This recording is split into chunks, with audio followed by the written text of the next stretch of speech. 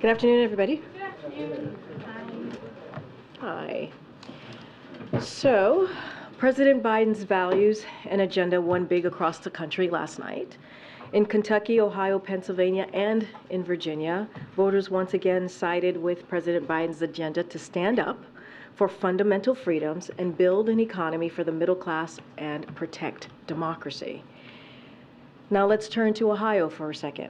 On the heels of an attempt to weaken voters' voices at the ballot box in August, the people of Ohio voted decisively last night to make reproductive care a constitutional right in their state. Ohio is now the 7th state where voters turned out in droves to reject attempts by Republican elected officials to impose extreme abortion bans since the Supreme Court overturned Roe v. Wade. And from Kentucky to Virginia to Pennsylvania, voters in those states also turned out to roundly reject abortion bans that jeopardize the health and the lives of women, force women to travel hundreds of miles for care, and threaten to criminalize doctors and nurses. The stakes could not have been higher. And last night, voters sent a very, very clear message. We have always said that voting matters and polls do not. Our focus is going to remain on our work to grow the economy, lower costs for families, and protect fundamental freedoms against dangerous agendas that are out of touch with the American people.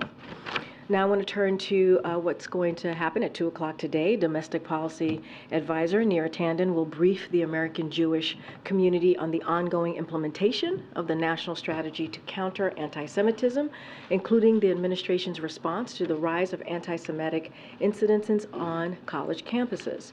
We continue to see an alarming trend of anti-Semitic threats and attacks targeting Jewish communities across the country, disturbing acts like ripping down posters of Jewish held hostages by Hamas, vandalizing Jewish institutions, threatening to commit acts of violence against Jewish students, Jewish faith leaders, and Jewish communities inflame tensions, stoke fear, and are completely unacceptable. The president strongly condemns these brazen acts of anti-Semitism and has repeatedly made clear targeting Jews because of their beliefs or their identity is unacceptable.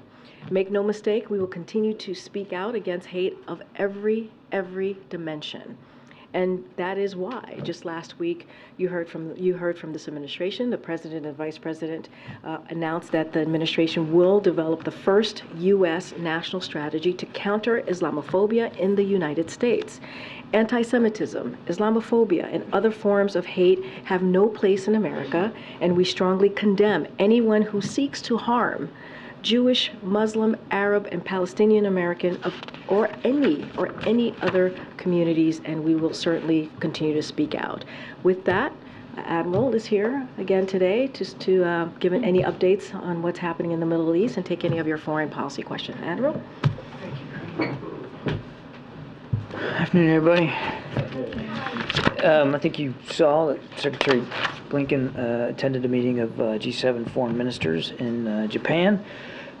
And obviously they held in-depth discussions about all the steps we're taking to address the humanitarian crisis in Gaza and meet the urgent needs on the ground. And today, hopefully you got a chance to look at the joint statement that the foreign ministers issued, unequivocally condemning the terror attacks by Hamas, which happened a month ago, reaffirming our support for Israel's right and responsibility, if not obligation, to defend itself and to prevent attacks like that from ever happening again, of course, in accordance with international law. And then the G7 also agreed that humanitarian pauses are a good steps that could advance key objectives to protect Palestinian civilians, to increase the sustained flow and delivery of humanitarian assistance, to allow our citizens and the citizens of other countries to exit, and to help to facilitate the release of hostages. So really urge you, if you haven't taken a look at that statement, to go ahead and do that. Lots of ground covered in it, and we're going to obviously continue to work on all those goals. In fact, to that end, you may have seen that the National Security Advisor, Jake Sullivan, met today at the White House with former Israeli Prime Minister Naftali Bennett, covering all those same issues, making sure that the former Prime Minister knew straight from our National Security Advisor how staunchly we're going to continue to stand by Israel as they continue to defend themselves. Just a brief update on the crossing at Rafah. Over the last 24 hours, more than 80 more trucks carrying humanitarian aid was able to enter Gaza. That brings the total to 650. Again, not enough. We're going to continue to work to push that. And as of now, we're aware of more than 400 Americans and family members who have been able to depart and sought the support of our embassy team on the ground in Egypt. There has been no change in that number since yesterday. So no more U.S. citizens or family members got out since the last time, well, since yesterday when I was up here talking to you guys. But I just thought I'd give you that update. That's it. Quickly on that last point, is there a reason why that more Americans have not left? And do you have an update on an estimate of the number of Americans who are still in Gaza now? Well, with the fact that we know we got 400 or so out so far, that leaves a population of about 500 to 600 left when you count family members in there. So we're working to get them all out, obviously. And the reason why changes every day. I mean, as I said before, this is a dynamic situation. Sometimes it's the vetting process. Sometimes it's obstacles, not physical obstacles, but policy obstacles that Hamas might throw up. So we're confident that the flow will continue. But as I've said before, we shouldn't comfort ourselves in thinking that every day it's going to be sort of a similar approach and a similar number and some sort of similar sense of ease here. Every day it has to be worked almost all over again. And you mentioned Secretary Blinken's comments earlier today, where he said that the post-war environment must include a Palestinian-led governance in Gaza unified with the West Bank under a Palestinian Authority. Is that the stated policy of the United States now, that Gaza and the West Bank need to be reunified under Palestinian Authority control? And separately, the Israeli government has said that they again said to say that we can come up with the mechanism that's appropriate, suggesting that they can control what is the final governance structure in Gaza. So who controls what will happen in Gaza? Is it the United States? Is it Israel? Is it the Palestinian people? It's, as the Secretary said, we want to make sure that Gaza and the West Bank are for the Palestinian people, and that they have a vote, they have a voice, that they get to be the determining factor in what governance looks like where they're living in their homes. And that remains our policy, and will going forward. Now, what exactly does that governance structure look like, and when does it get put in place, and who are the players that are going to help adapt that? All that we're working out. Those are all the questions we're asking ourselves and the questions we're asking of our partners. I can't stand here today and tell you that this is exactly what the structure is going to be, but that is what we're trying to drive to, is a process to get answers to those questions. It sounded like Secretary Blinken was saying that there was a final goal in mind, which was unified control of Gaza and the West Bank under the Palestinian Authority. Is that not U.S. policy? We believe that the Palestinians should be in charge of their future, and they should be the determining voice and factor in their future. Okay. Thanks, Karine. Thanks, Admiral. Can you confirm that the President and Prime Minister Netanyahu discussed a 3-day humanitarian pause when they spoke most recently? And if so, how are discussions on that going? No, I can't confirm those reports. I can confirm that in almost every conversation that we're having with the Israelis right now, we're talking about the benefit of humanitarian pauses. And again, you saw the G7 foreign ministers also unite around that idea. How are discussions on that going? We're continuing to have those discussions. I don't have an update for you. I would remind that there has already been a couple of small humanitarian pauses to allow people to get out, including a small number of hostages who have been released. So this is not a new idea, but it is something that we believe should be continue to be pursued.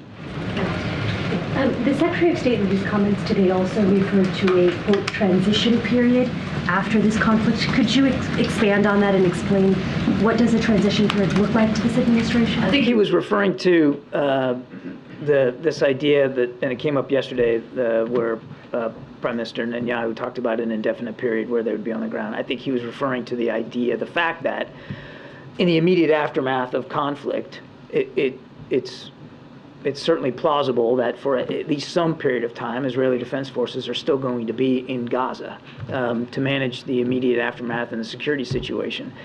But that nothing's changed about our view that shouldn't be the long-term solution, that it shouldn't be about an IDF reoccupation of Gaza as a long-term governance solution. One additional question. The UN Commissioner for Human Rights said today after visiting the Rafah border that, quote, he was witnessing the gates to a living nightmare. And he said that while Hamas, what it did on October 7th was a war crime, he also has concerns about the collective punishment of Palestinian civilians amounting to a war crime. What is the administration's response and suggestions, I guess, to what he is saying? Well, again, without responding directly to every comment made by every official around the world, I would just tell you that we're watching these events as closely as we can, of course. We're in constant touch with our Israeli counterparts. We're not going to react to every event on the battlefield, but we are continuing to stress to our Israeli counterparts, and you heard that from Secretary Blinken as recently as today, to stress to them to be as cautious, careful, and deliberate as possible, and to avoid taking civilian life as much as they can in the prosecution of these operations. Now, you had asked me yesterday about Golan Heights. So I did email one of your counterparts about it earlier too, but go ahead. I know. Please. So I just wanted to be fair here. There's been no change in our position on the Golan Heights. I think Secretary Blinken talked about this back in February of 21. There's no change in our policy, and as long as the situation in Syria remains as it is, we understand that that Israel has legitimate security needs there in the Golan Heights. So no change, no policy change. Good, Steve. Is the Palestinian Authority capable of running Gaza now once the fighting dies down?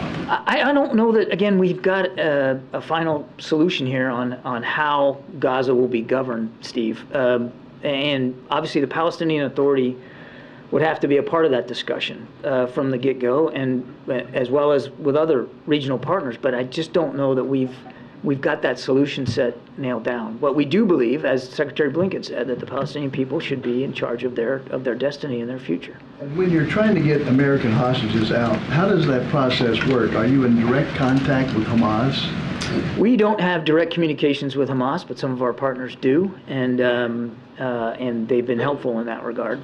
But any progress to note?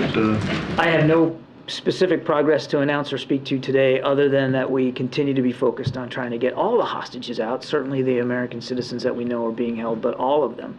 And in order to do that, as we saw with the first 4 that got out, 2 Americans and then 2 Israelis a couple of days later, there was enough of a pause in the fighting to allow for their safe passage, and that's what we're trying to get cemented, is an agreement for as many pauses as might be necessary to get all of them out. But it's a delicate negotiating process, and we're still working at it.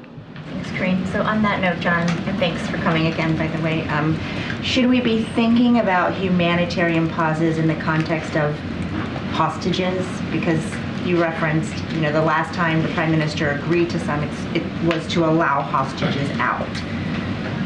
Or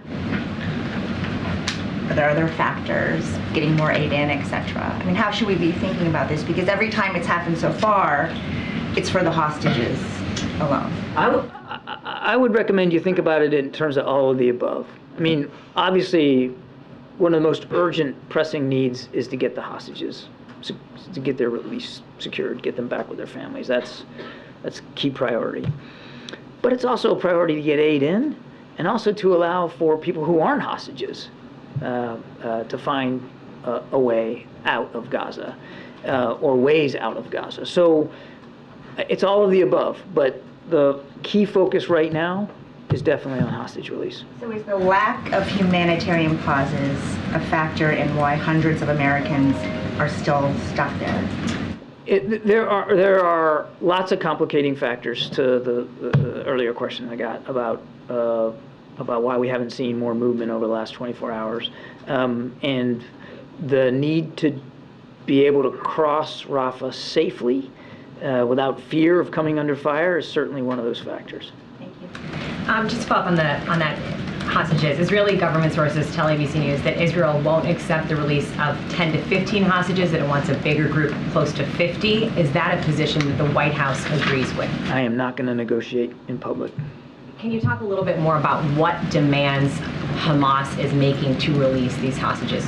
What is being asked for? I know you're not in direct contact. Any guidance you can give on what? Again, I'm really not going to get into negotiating it in public. We have a way to communicate with Hamas. We're using that way, and we're doing everything we can to get these folks back with their families. But I think you can understand that I could be putting all that process at risk if I start talking about the negotiating stance of one or another partner in this. And just any sense of proof of life, that anything you can give us as far as how you would know that these hostages are alive right now? I am not aware of any specific proof of life for specific hostages, to include the small number of Americans that are still being held hostage. We don't have any indication to the contrary that they aren't still alive, and so we're certainly operating under that assumption. John. Thank you, Karine. Admiral, it's been a few days now since the leader of Hezbollah delivered a speech that sought there may be prompt some more violence in the northern front. Have you been, over the last few days, have we seen any, has the U.S. tracked any escalation there? What do you expect? We've seen some rocket attacks from southern Lebanon into northern Israel, but we have not seen some sort of wholesale effort by Hezbollah to join this fight or to open up a quote-unquote second front. And as a follow-up, is there a sense as to what sort of role at the moment Tehran might be playing, sort of any sort of communication with the forces there in the north? You mean Hezbollah forces? Well, I mean, aside from the fact that they continue to resource train and provide capabilities to Hezbollah, I'm not aware of anything overt that I could speak to today. But I mean, I don't want you to take away from that we're sort of blind to the fact that Hezbollah is supported by Tehran. Thanks. John, we're reporting that Qatar and Egypt are negotiating some kind of deal with Hamas to release up to 15 hostages if there is a 48-hour humanitarian pause. Is that something the U.S. would support, or? I just got that question. I'm not going to negotiate in public. And can you talk, I know you talked about the universe of hostages. How much does the U.S. know about who they all are? Do you feel like you know, sort of have identified who all these people are? Who the American hostages No, are? I mean the entire group of hostages. Are you confident in who they are, where they're from, who these people are? I don't know the degree to which that we in the United States here have perfect visibility on all the identities of all the hostages. That has been an effort that we've been working on with our Israeli counterparts. Certainly the Israelis are also working hard to make sure they know who's in that population. We have a good sense of the small number of Americans who they are, but out of privacy concerns, we're obviously not going to talk about that. How many pauses it would take to get everyone out? It would depend, honestly, on what's negotiated, how much in each pool, and over what period of time. So I can't give you an exact figure. What I can tell you is that we want to stay open to the idea that it might take, in fact, likely could take, more than one humanitarian pause to get them all out. Admiral, I know you can't get into details about the length of any humanitarian pause under negotiation, but logistically, how would that work for IDF forces that are already on the ground in Gaza? Would they stay camped out? Would they, the expectation of leave? I mean, how would that even work? Again, without getting into hypotheticals, and certainly not talking for another military, what we're talking about here is temporary, fixed in time, short duration, hours to days, depends on the need. And then also localized in terms of the map. So it would be an agreement that for a set period of time, in these grid coordinates, there would be a pause in the fighting. That doesn't mean that there won't be or couldn't be fighting outside that zone during that same period of time. So all of that has to get factored in, and I have no doubt that on the Israeli side, as they look at each proposal, they'll think about the impact, the potential impact, on their military operations on the ground or in the air. Thank you. I have a few questions on Ukraine. There's war going on. Few. How many is a few? I just take my pen out here. So there has been a dispute in recent days within the Ukrainian leadership whether the war has reached a stalemate. What's your assessment? And does the president still believe that Ukraine can win back its territory? Okay. I'm going to have one more after. Okay. Is that okay with you? Oh, absolutely. Okay. It's okay. So obviously we're not going to, as I've said many times before, we're not going to characterize Ukrainian military operations. They can speak for this. President Zelensky talked about this on Sunday, that he does not believe that they are in a stalemate. But that is for him and his commanders to talk about. What I can tell you is that the front from the Donbass area all the way down towards Zaporizhia and beyond, I mean, remains an active front. And there is fighting along that front, all along that front. The Ukrainians will be the first to tell you that they aren't making and haven't made as much progress on this counteroffensive as they would like. And that's why we are so focused on making sure that we continue to provide security assistance to them so that they can make the most of the time they have left before the weather's really going to set in and make it harder for them to make any progress. And your question, does the president believe that they can? Absolutely, we believe that they can win back their territory. I think they've been underestimated since the beginning of this conflict. They're capable, they're strong, they're brave, they've got good command and control, and there's no doubt in our mind that they can continue to succeed. But you know, the enemy gets a vote. Russia's planted tens of thousands of mines all along that front, making it harder for them to advance. And as I said, the weather's not going to be cooperating here for much longer. On security assistance for Ukraine, a group of Senate Republicans demand border security measures, including changes in asylum policies, as a condition for further aid for Ukraine. Is the president open to such changes? And how much funds do you still have available for Ukraine from the previous appropriations? On your first question, I would just say that the reason why the president included border security funding in the supplemental is because he agrees that we need cooperation from Congress to improve our capability at the border. And if they are serious about wanting to help with border needs, then pass the supplemental request that the president submitted. And as for the money that's left, what I can tell you is that roughly of the total funds that have been provided to Ukraine since the beginning of the war, which is in excess of $60 billion, and that's not just security assistance, that's economic and financial assistance, humanitarian assistance.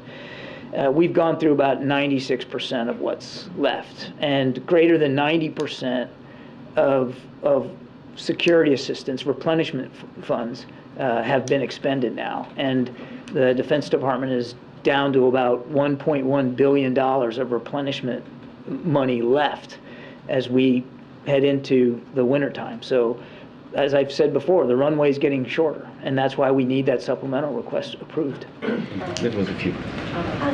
If I could, thank you. UN Chief Antonio Guterres today was talking about the number of deaths that have occurred in Gaza, and he said that there is something clearly wrong in the way the Israeli military operations are being run. Does the U.S. agree with that assessment? Again, I'm not going to armchair quarterback this fight from this podium. We're not going to react to every event, every strike on the ground. We are going to continue to provide Israel with what it needs to defend itself and to go after Hamas leadership. And we're going to continue to urge them, as you heard Secretary Blinken say today in Tokyo, to urge them to be as cautious and deliberate when it comes to civilian casualties as possible. We recognize that many, many thousands of Palestinians have been killed and wounded in this conflict. And each one is a tragedy. We grieve and mourn with each family that is grieving and mourning. And that's why we're going to continue to stress that the law of armed conflict be fully and completely complied with.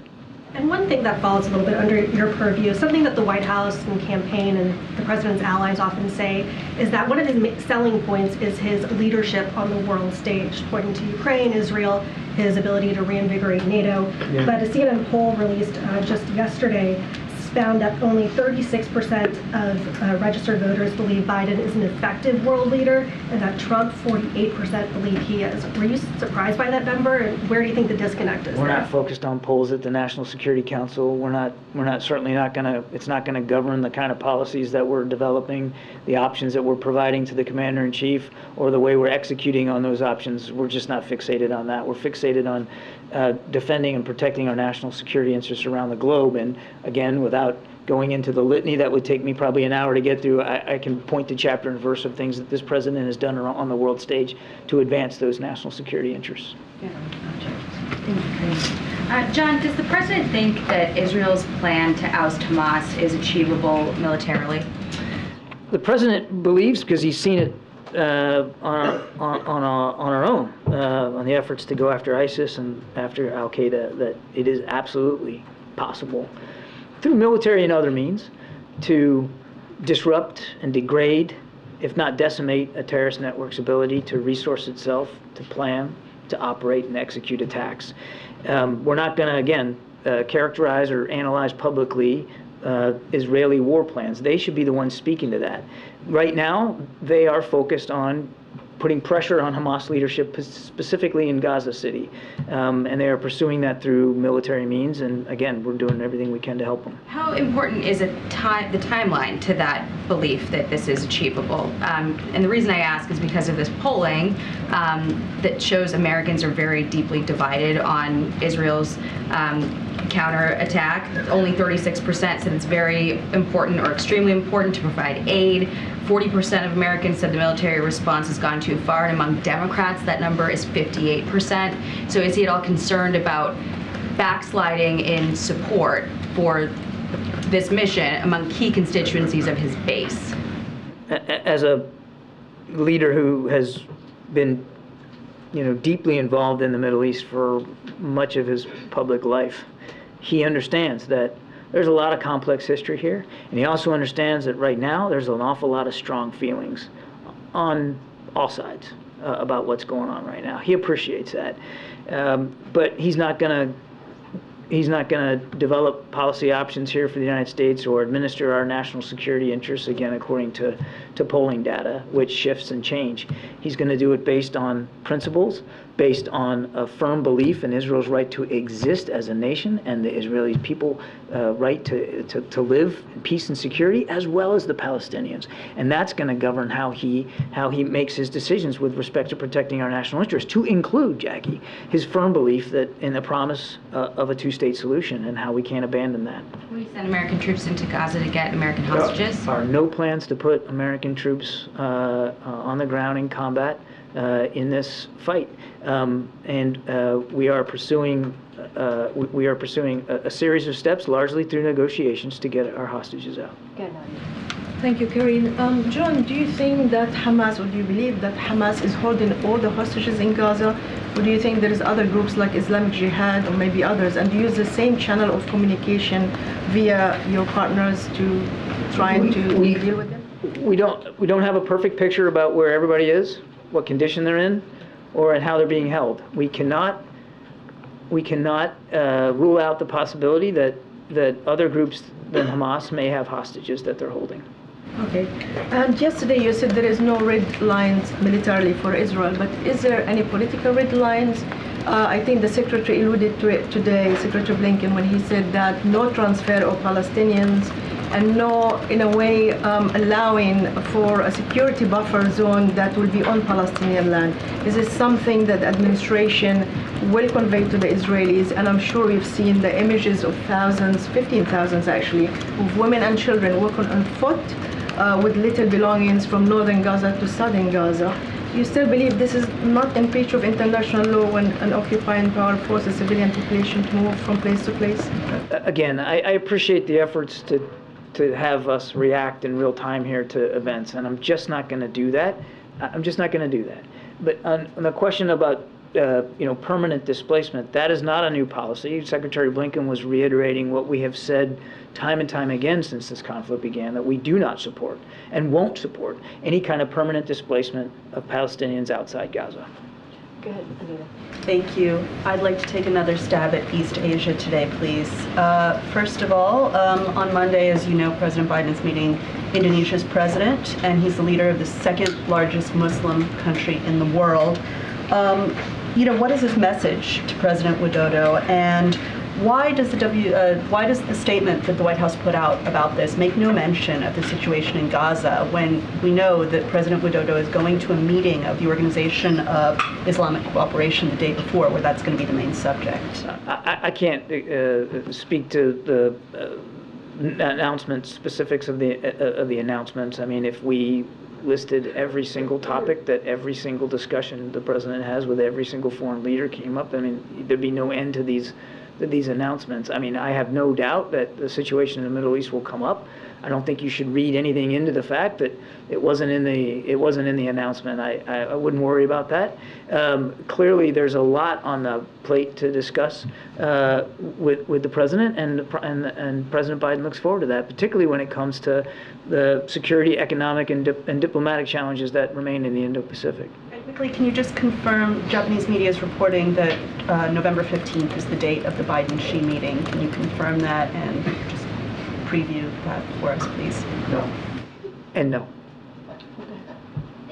I wanted to ask you again about the civilians living in Gaza. You've talked about your pushes for a humanitarian pause and that you don't support permanent, what did you call it, permanent displacement of those civilians outside of Gaza. That's right. Can you lay out what the U.S. position is then on protecting these civilians from these airstrikes or from other Israeli military operations, given that what the U.S. position is on protecting these people when they have nowhere else to go? You're talking about the civilians that are moving to the south or are near the crossing? Yes. With the caveat that we are not involved militarily in this conflict, obviously we continue to urge our Israeli counterparts not to take military action, strikes, that would put innocent civilians in greater harm's way, particularly, in all cases, but certainly particularly in those cases where these folks are doing exactly what they've been asked to do, which is move out of North Gaza and into South Gaza and to collect near the crossing as we continue to try to get folks out. So we've been very plain about our concerns over military action that could put those folks in greater harm's way.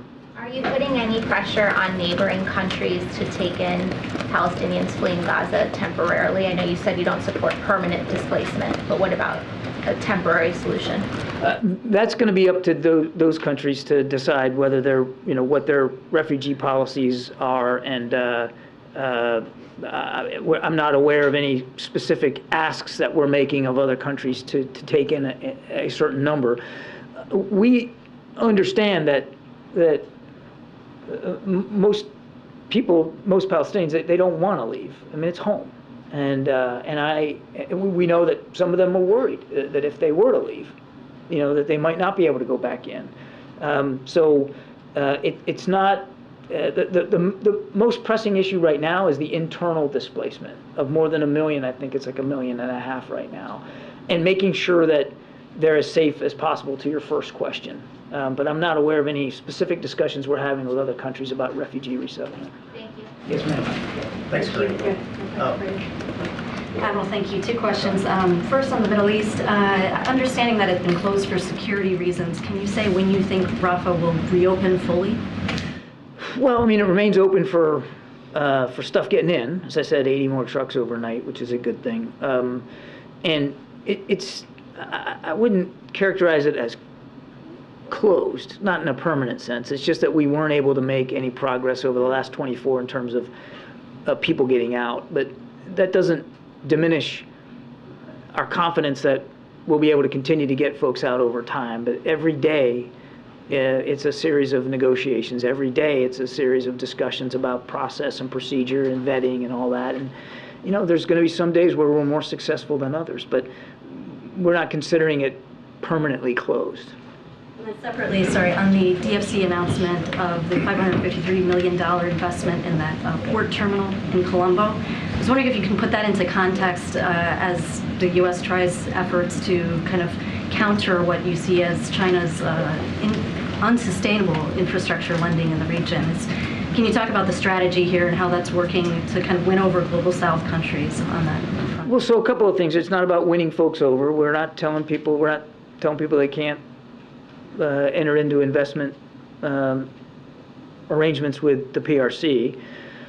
That said, the president has worked hard now over the last 2 years to advance what he calls the PGI, the Program for Global Investment and Infrastructure, which is providing in ever-increasing amounts investment opportunities for lower middle-income countries to seek more fair, more transparent, and quite frankly, more economically beneficial investment opportunities for their own infrastructure all around the world. and he has talked about that at some length. It is providing, we believe it is providing them alternative funding to help their own economies and their own people, so that they don't have to rely on the quote-unquote, Belt and Road Initiative, which is pretty high interest and low results so far. Jared. Thank you. I wanted to go back to this idea of sort of the humanitarian pauses versus a ceasefire. I know you've talked a lot about how those are very different things. So in that context, would, say, a 72-hour humanitarian pause be different than a ceasefire? I guess my question is, how long are humanitarian pauses humanitarian pauses?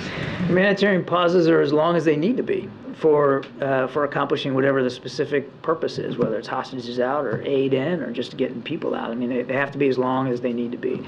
But just to be clear, to kind of reset here, when we talk about a ceasefire, when you use that term, when that term is applied, a general ceasefire, it connotes a cessation of hostilities for an indefinite period with the purpose of finding an end to the conflict. Usually when you get into a ceasefire, it's when you think you're at the end game and it's time to negotiate. Go to the table and brass tacks here, how are we going to end this war? And we don't support that at this time. A ceasefire right now benefits Hamas. It certainly also legitimizes what Hamas started on October 7th.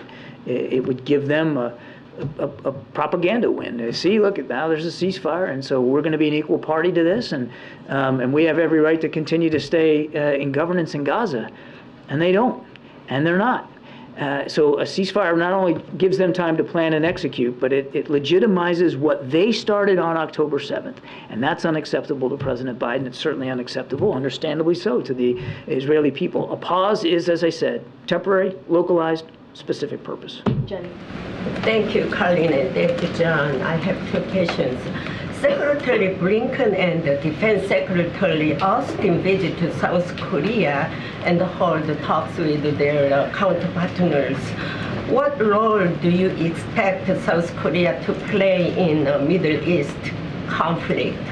Secondly, currently the United States is focusing on the war in Ukraine and the Middle East war, I mean Hamas and Israel wars. Does the United States have a strategic response plan in case of an emergency on the Korean Peninsula or Taiwan area? I mean, we always strive to be prepared for contingencies on the Korean Peninsula and in the region. And the president has devoted a lot more energy and effort and resources to making sure that we can meet our security commitments to the Republic of Korea, including additional training and exercise events, improving our intelligence collection capability off the peninsula, and of course maintaining a very robust military force in the Indo-Pacific naval, air, and ground. So, and we're in lockstep. You'll see this on hand as our defense and foreign ministers meet here shortly to make sure that that alliance remains ironclad. On your first question, I know, I remembered it. I actually remembered it this time. We're not going there hat in hand to ask South Korea to do something specific for the Middle East. Those are sovereign decisions. They have to decide for themselves if they feel there's a role for the South Korean people in that conflict. They have been terrific friends and partners and allies in the region, but even with the support to Ukraine as Ukraine battles for its independence. And again, those are decisions that the South Korean people, through their elected leadership, have to make. Thank you. We're going to wrap it up. Go ahead, John. Thanks a lot, Karine. John, you mentioned earlier that the administration is in constant touch with your Israeli counterparts. Do the Israelis update you, apprise you of the progress that they are making in this conflict against Hamas? Yes. And those conversations, are they with diplomatic officials, intelligence officials, military officials? Can you give an update about who your counterparts are when you talk about that? It's all of the above. And next week, the APEC summit, it's taking place while two conflicts are ongoing in Ukraine and also this war between Israel and Hamas. How important is next week's APEC summit given all of that that's going on? I think it underscores how important these kinds of relationships are, these kinds of conversations are, particularly with our friends and partners in the Indo-Pacific. You can't. Yes, we're focused on what is going on in the Middle East and in Europe, but we have not and will not turn a blind eye to the security challenges that remain in the Indo-Pacific. And there's a lot of crossover because there are certain governments in the Indo-Pacific that are watching very closely how the United States manages support to Ukraine and support to Israel, and maybe divining certain lessons from that. So it's all the more important that we have this discussion in San Francisco. I'd like to circle back to Ukraine with all of the concern about what's going on in the Middle East. And again, as we just discussed in the Indo-Pacific, we also have some concern among the people who have left Ukraine, who are in the United States, worrying that perhaps it's become a forgotten war and that it's a lower priority. Are there any assurances from the administration that could assuage those concerns? Look at the supplemental request that the president submitted just a couple of weeks ago. Biggest chunk of that is for Ukraine, for economic assistance, for security assistance, for replenishing our stocks. I think, we prioritized it appropriately, and obviously it's not something at all that we're walking away from, and in fact, quite the contrary. Mani, you have the last one. Thank you. Given that India has good relations with both Israel and Palestine, do you see any role for India in resolving the issue? Given that in the last few years, this administration has worked with India in working with other countries in the region, like I2U2, the IMEC corridor. To the Quad? Yeah. No, but India is a key strategic partner, and I think you saw that on full display when Prime Minister Modi was here. But we'll leave it to the Indian government and the Prime Minister to decide what their stance is going to be on any particular crisis or contingency around the world, to include the Middle East. But they remain a key strategic partner, and we're dedicated to advancing that partnership every single day. Thank you. Appreciate it. Thank you so much. Thanks for coming back. All right. Okay, Zeke. Government is going to run out of money in 9 days. Can you update us on what the president is doing to stop that from happening? Does he plan to speak with the speaker, with congressional leadership, have them over here? So we don't have any readout or potential calls on the president's outreach to members of Congress in the next upcoming days. What I can say is, and I'm sure you guys have reported this, is that the OMB director, Shalonda Young, is continuing to do outreach, and she is on the Hill to outreach to members of Congress today, and certainly laying out the urgency of making sure that our national security and domestic supplemental, which, as you know, is our emergency needs, are certainly met. As we know as well, there is bipartisan support for those supplemental asks that the president has made. And also, as you know, as the Admiral just mentioned, it includes Ukraine, Israel, and some critical humanitarian assistance. So we're continuing to have those conversations. They've been happening for some time now with the OMB, certainly director, and certainly the Office of Leg Affairs and other folks here in the White House. And we have made ourselves very, very clear how important it is to make sure that the government stays open, make sure that key vital programs that American people need continue to get funded. It is important. We should not be here again. Congress has to make sure they do their jobs. And so that's been very clear. This is something that they have to act on. This is something that they can avoid. And so we have been clear about that, and we'll certainly continue to make that clear to them. And then last night in a bipartisan vote, the House censured Congresswoman Rashida Tlaib. Does the president believe that was appropriate, that her comments justified that action? So I'm not going to speak to the actions that Congress takes. We've been very clear, and any other resolutions that include a censure, we've been very clear, whether it's a Republican or a Democrat, that is for certainly Congress to take action on, and that is their prerogative. We've been clear. You've heard from members of NSC, whether it is the Admiral or whether it is John Feiner who spoke to this, that when it comes to the phrase that was used from river to the sea, it is divisive, it is hurtful, to many find it hurtful, and also many find it anti-Semitic. And so obviously we categorically reject applying the term to this conflict, but I will more broadly say, and this is something that John Feiner said when he had his interview on Sunday on Face the Nation, we respect that there are strong feelings about the war in Gaza, and there are legitimate public debates and concerns about how it is being fought. So we have expressed strong views ourselves in public and in private conversations with Israeli officials, as you heard the Admiral speak to, as you all aware about the importance of preventing civilian casualties for sure, for certain. But remember, Israel is defending itself from terrorists who committed a horrific act.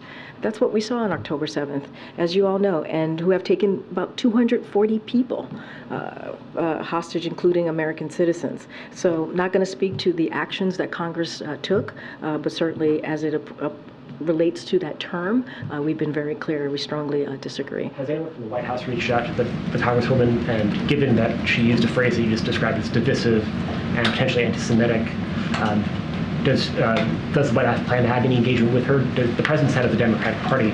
Is there a place in the Democratic Party for somebody who uses phrases like that? So we've been very clear. We just said we think that we strongly disagree in using that phrase. I mean, that is coming from here, from the White House, in a very public way. It's been said by many people at the White House.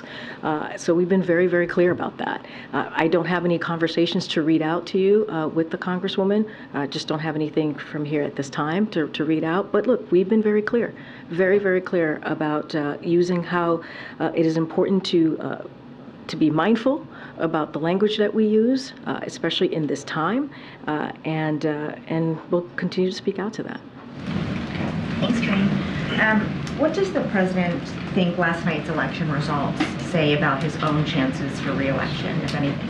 So I'm not going to get into his re-election, obviously, from here, or anything that's related to 2024. You saw the president's statement yesterday about a particular, obviously, issue 1 in Ohio. You heard directly from the re-election campaign, so certainly I would refer you to the re-election campaign. But what I can say more broadly, and I think it's important to note here, and I said this a little bit at the top, of how what the American people made very clear.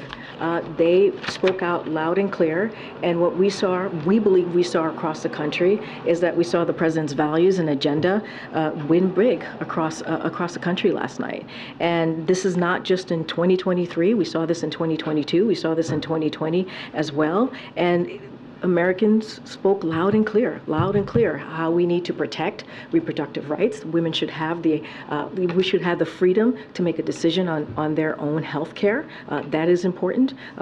We heard them speak very loudly against dangerous conspiracy theories that we've heard out there, right, which are incredibly dangerous, as I just said, and they rejected that.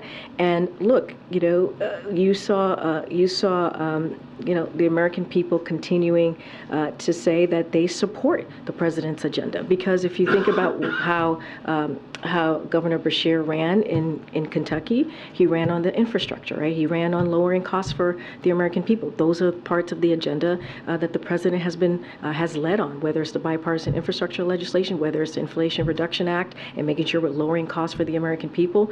This is the president's agenda that was on the ballot clearly, and the American people spoke very clearly about it.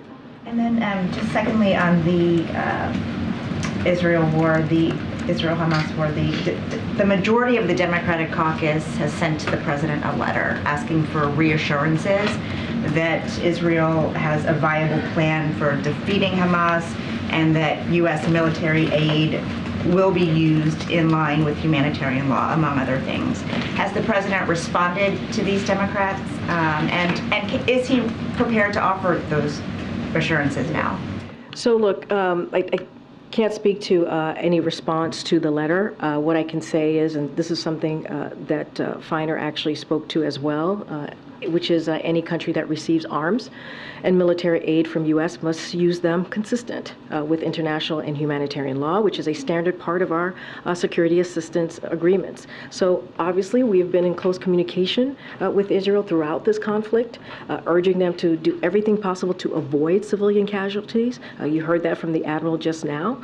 And even as Hamas uses civilians as human shields, and that's what we've been seeing. And so as we've seen events take place that concern us, we will continue to raise those directly with the government of Israel, and that will not stop. There is constant communication with them obviously from here with the Israeli government, and that's going to continue. Okay, Gabe. Thanks. Thanks, Karine. Does the White House believe that abortion is the defining political issue heading into 2024? So I'm not going to speak to, obviously I'm not going to speak to 2024, and on that, I'm just going to be very careful. I'm going to refer you to the campaign on that. But what I will say is that, again, the Americans were very clear last night. They spoke in a loud and definitive way, and they believe that politicians should not have a say in making decisions, especially women making decision on their reproductive health care. And that's what we've heard, and this president and this vice president is going to continue to support and be in strong support in making sure that women have the right to make their own decision, and make sure that Roe v. Wade becomes the law of the land. You've heard that from the president over and over again. Obviously, he put out a statement to this last night. Karine, you mentioned the president's agenda. Were the victories last night, were they more to do with Democrats' agenda or the president himself? A large number of people in exit polls said that he should not run again. So look, if you look at, again, I'm going to go to Kentucky, because if you look at what Cameron did there, he spent $30 million trying to connect the governor of Kentucky, Bashir, to the president, right? And he called it a Bashir-Biden agenda. $30 million. That's what he did. And so obviously the president was injected into that conversation, into that election. And what did the people in Kentucky say? They rejected that $30 million. They rejected what the Republican nominee for governor in Kentucky tried to do.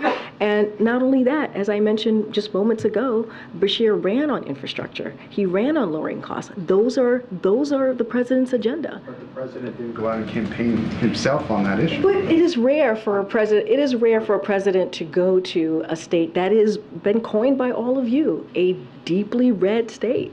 That's what Kentucky is. And let's not forget, the president kicked off one of his first events that he kicked off this year was going to Kentucky and talking about a bipartisan obviously a bipartisan infrastructure, but going to a bridge that had bipartisan support.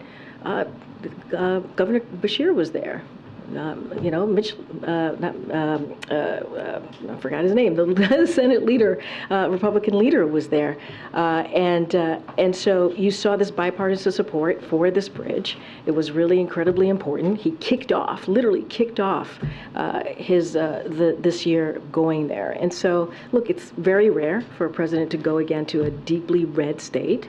That is not something that, any president would do. And so, look, the president's agenda was certainly, we believe, on the ballot.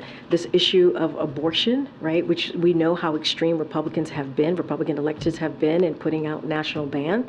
And what did the American people do? They rejected that. They rejected the extremism that we saw from them. They rejected the conspiracy theories that we saw from them. And the president is going to continue to do the work of the American people and push forth what the American people want us to do here, and is to make sure we deliver. Go ahead. Is the Biden-G meeting in San Francisco totally locked in? It's going to happen 100% certain? I don't have anything to confirm here and now. Obviously, you'll hear more from us in the upcoming days. I just don't have anything to confirm. And is he going to watch the Republican debate tonight and comment on it? I don't have anything on the president's schedule for this evening. Obviously, it's going to be on the airwaves tonight. I just don't have anything to share on what the president's schedule is going to be for this evening. How much of the election returns did he watch last night? Well, as you know, the president made some phone calls, right, to some of the folks who either, whether it was Governor of Kentucky, who was obviously reelected, or some other Democrats who won last night, and so obviously he paid close attention to the results last night. I just don't have anything else. Okay. Senate Republicans have been pushing for immigration policy changes to be included in a supplemental in order to get that funding across. You heard this over and over in the hearing today with Alejandro Mayorkas, and there were some Democrats on that committee, like Chris Murphy and Schatz, who seemed open to discussing some policy changes to deal with this in a piecemeal approach. Is the White House willing to budge on this in order to get this money through? So look, you know, on day one, the president put forward a comprehensive immigration plan, legislation for Congress to take a serious look at and to work with him on getting that done. We have a broken immigration system. It's been broken for decades now, and the president has done everything that he can on his own to try to figure out how do we deal with what's going on at the border. There is a plan out there. There is a piece of legislation out there from the first thing that he did on day one of his administration. And we put together, or we included the border security funding in the supplemental because we believe it is important to continue the funding that is needed to deal with this issue.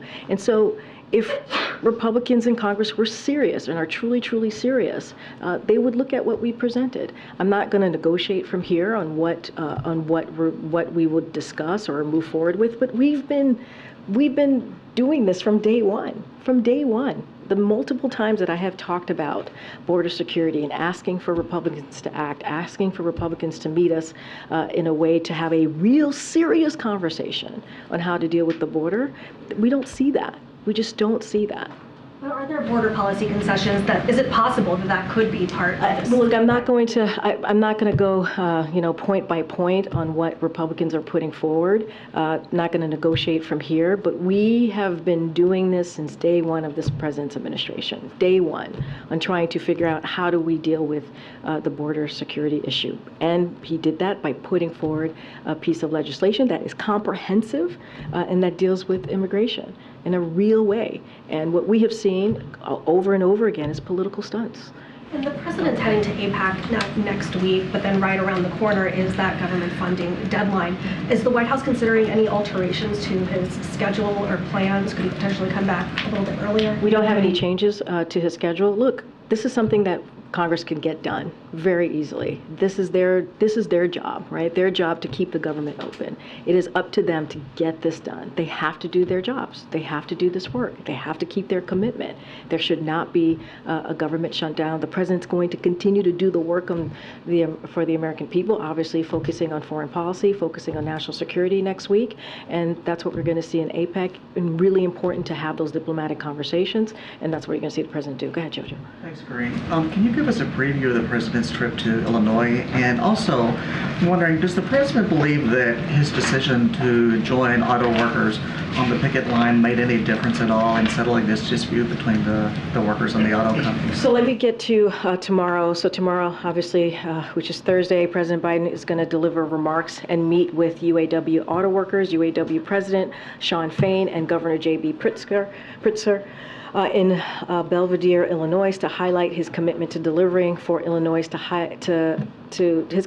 for delivering for working families and creating good-paying union jobs, as well as UAW's historic agreement that includes bringing thousands of UAW jobs back to Belvidere and reopening a plant, which is incredibly important. The acting Labor Secretary Julie Su and Senior Advisor to the President Gene Sperling will join the President on his travel. When he is in Belvidere, Illinois, where he's going to mark the reopening of that assembly plant. This reopening will create thousands of jobs, highlight the president's commitment to rehiring and retooling the EV and EV battery jobs in the same communities where auto jobs have created good-paying union jobs for decades. And thanks to the contract that UAW was able to negotiate with the auto workers, the UAW auto workers will get more in wage increases in 4.5 years than they did over the past 22 years combined. I would, to answer your other question, negotiation. Look, this was collective bargaining. The president believes collective bargaining works, especially when all sides come together in good faith, and that's what you saw. And this is a victory for them. This is a victory for the men and women of the UAW, and it is something certainly that he supported, and we obviously were able to give support to the negotiations, but they did the negotiations. It was their negotiation to have, and certainly we are glad that it came to a place where UAW auto workers were able to get what they deserve. The vice president just outside. Oh, she left. You could invite her in here. Oh, okay. It feels like she's going to make a statement. We should be here. Okay, I was not aware of that. I was not aware. I was not aware. I would have to talk to her office. Is she still out there? She just finished, but we'd love to ask her questions. Okay, all right. Well, would have to. Oh, Steve is coming back. Would have to ask what happened. I was not aware that was going to happen. For about 30 seconds about the last night's elections. Okay. Okay. All right. I guess what's behind the decision to not have the president come out in the wake of the results? So look, you're going to see the president tomorrow. Just talked about Chicago. Now I see why people left and came back. Okay, that's good to know. Was not aware. Okay, so look, the president put out a statement on issue 1, Ohio issue 1. Yesterday, as you all know, Ohioans voted decisively to protect the access of reproductive health care in the state constitution, and so that was important. I mentioned that he spoke to Kentucky governor. He also spoke to Congressman-elect Gabe Amo and Philadelphia Mayor-elect Sherrell Parker, so that was important. And of course, the campaign spoke to this as well today. You're going to hear, you're going to hear from him tomorrow. He'll certainly speak to this tomorrow. I just don't have anything more on his schedule today. But look, last night was an important night. I think important night for the American people. Like I said, they rejected these extreme policies that we have seen from the Republican Party. And also they lifted up the president's agenda, the president's values.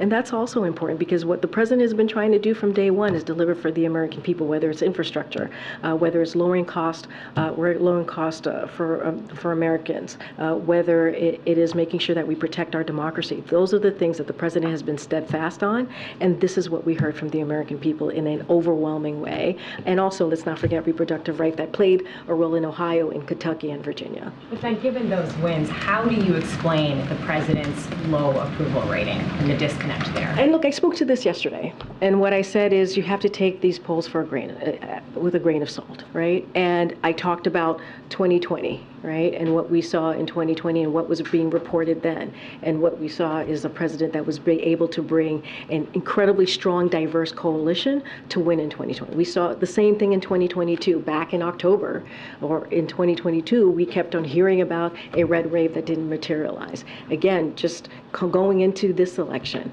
right? And so, look, we don't put much stock in polls. The president's going to focus on delivering for the American people. He has an agenda that is incredibly popular, and that matters. And that's going to be what the president's going to focus on. How do we continue to deliver for the American people? And that's the focus. Okay. So Senator Tuberville doesn't look like he's budging anytime soon on the Department of Defense nominees. Republicans met yesterday, and he wasn't moving. Does the White House believe that the Senate's going to need to change the rule in order to get the 400 or so? I'm not going to get into the rule changing of the Senate. That is their decision to make. We've been very clear about what Tuberville holds due to our national security, the threat that it has to our national security, and it's risky. It's a risk to our military readiness. It's hurting our military families, and certainly we strongly disapprove of this. And we've been very loud and very clear about our thoughts on what he's doing here. And so we are glad to see Senate Republicans speak up and also be vocal about this. Look, we need him to stop blocking these nominees, and we need them to get confirmed very quickly. And we need him to stop playing political games here. We should not be playing political games with our military. That is not how we should be moving forward here. Okay. Go ahead, in the back. Yeah. Ohio voted to legalize marijuana last night. Does the Biden administration support that vote, and do you feel that marijuana restrictions should be loosened on the federal level? Look, the president put out his stance on marijuana about a year and a half ago. Nothing has changed there, and so I will leave it to the people of Ohio to decide on how they're going to move forward with their own constitution, but I'm just not going to speak to it further. We've been very clear. And it's something that's just breaking right now. The House Oversight Committee has issued subpoenas for Hunter Biden, James Biden, and Biden family business associate Rob Walker. Do you have a comment on that? So look, as you just mentioned, it's just breaking, so I don't have this information in front of me. I'm just hearing from you. Certainly, I would refer you to any of the personal representatives on this, on your question. But I will have to say something that I've said many times. This is an investigation that has been going on for a year now and has turned up zero evidence of wrongdoing by the president because there is none. But Republicans continue to double down on a baseless smear campaign against the president and his family. Instead of being focused on the American people's needs, what they're asking for, what is it that they really truly want us to focus on, they continue to double down on this. And there are a lot of important issues that we need to deal with, not just us here in the White House, but also Congress, national security, the economy, healthcare, gun violence. That's what we should be focusing on. But they continue to try to smear this president and his family on a baseless investigation. And so anything else further, certainly I would refer you to the personal representatives on it. All right, thanks everybody. Should they comply with it? Thank you.